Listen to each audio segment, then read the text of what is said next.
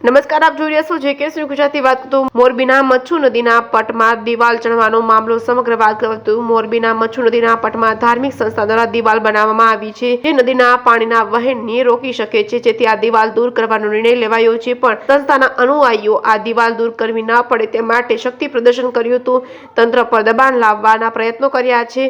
આજે લોકો દ્વારા વિવાદિત દિવાલ દૂર કરવા માટે કલેક્ટર કચેરી ખાતે પહોંચીને આવેદનપત્ર આપ્યું છે। આ બાબતે વાત કરીએ તો મચ્છુ નદીના પટમાં ઊંચી દિવાલ ચણવામાં નદીના વહેણ બદલાઈ શકે અને આ બાબતે કલેક્ટરમાં રજૂઆત થતા તંત્રએ તેમનું સ્થળ વેરિફિકેશન કરતા આ દિવાલ બિન અધિકૃત છે અને તે પાણીના વહેણ રોકી શકે, જેથી કલેક્ટર આ સંસ્થાને સ્વેચ્છાએ દબાણ દૂર કરવા અન્યથા તંત્રને દૂર કરશે તેવી અંતિમ નોટિસ આપતા સંસ્થા દ્વારા આ દિવાલ તોડવાનું માત્ર નાટક કરવામાં આવી રહ્યું છે।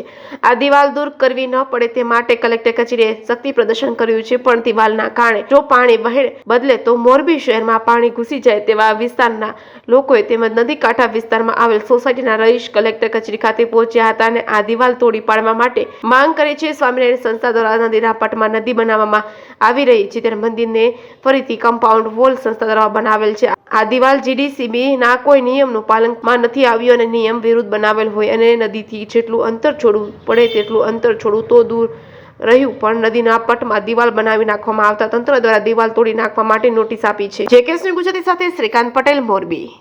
આજે અમે જે સ્વામિનારાયણ સંપ્રદાય દ્વારા જે મચ્છુ નદીના કાંઠે જે દિવાલ બનાવવામાં આવી છે તે દિવાલ તોડી પાડવા માટેની અમારી રજૂઆત છે। ત્યાંના નીચાણવાળા વિસ્તારમાં પાણીનો ગરકાવ જ્યારે 7 વર્ષ પહેલાં મચ્છુ નદીમાં પાણી આવ્યું હતું ત્યારે પણ ખાખરેજી દરવાજા આગળ પાણી પહોંચ્યું હતું, તે માટેની અમારી રજૂઆત છે।